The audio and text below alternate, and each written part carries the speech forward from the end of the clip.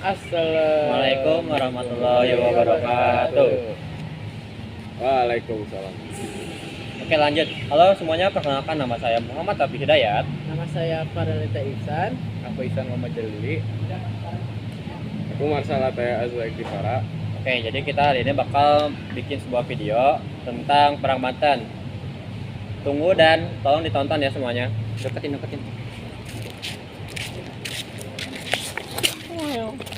Halo semuanya, jadi di sini kita akan membahas tentang Perang Banten. Nah, Perang Banten ini adalah konflik yang terjadi antara Kesultanan Banten dan perusahaan dagang Belanda, yaitu VOC. Jadi kita cari tahu yuk siapa aja yang terlibat, apa yang terjadi dan kapan terjadinya. Oke, terima kasih. Nah, jadi apa sih yang terjadi?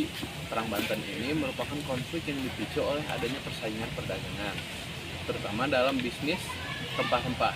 Nah, jadi Belanda ini ingin menguasai pelabuhan dan sumber daya yang penting yang ada di Banten.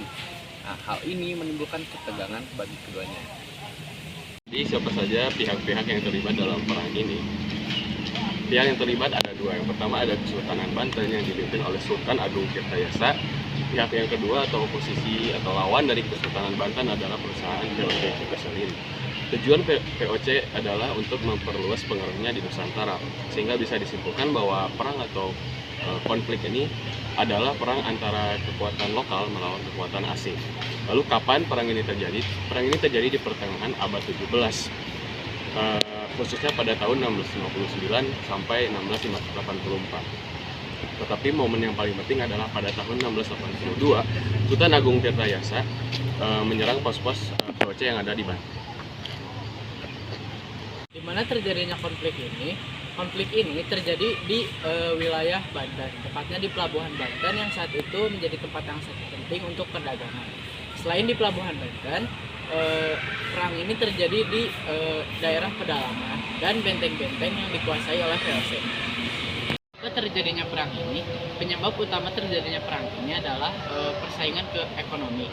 VOC ingin merebut perdagangan Banten, tetapi Sultan Ageng menolak dominasi Belanda dan ingin mempertahankan kedaulatannya. Ini adalah pertarungan untuk merebutkan kekuasaan dan kekayaan. Baik, kita lanjut ke bagaimana terjadinya peristiwa Perang Banten. Yang pertama, itu tuh karena VOC dia ikut dalam perselisihan internal dalam kerajaan. Karena pada zaman dulu Sultan Ageng ini mengalami perselisihan dengan anaknya, yaitu Sultan Haji. Nah, VOC ini memanfaatkan keadaan dengan cara mendekati Sultan Haji, dan Sultan Haji pun tergiur karena adanya bantuan dari VOC. Nah, jadi Sultan Haji ini mendapatkan bantuan militer, bantuan ekonomi dari VOC ini, sehingga Sultan Ageng harus mengalami kekalahan dalam peperangan, sehingga terjadinya seperti krisis ekonomi, lalu kerusakan infrastruktur, dan yang ketiga, terjadinya kemiskinan pada rakyat Banten. Dua. Baik teman-teman, sampai pada penutupan kita hari ini. Jadi, itulah cerita tentang Perang Banten. Kita sudah mengetahui dari apa yang terjadi, siapa yang terlibat, mengapa itu bisa terjadi, dan bagaimana sih terjadinya Perang Banten ini.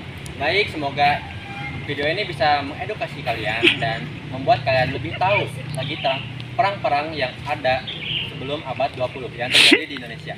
Sekian dari kami, wabillahi taufiq wal hidayah. Wassalamualaikum warahmatullahi wabarakatuh.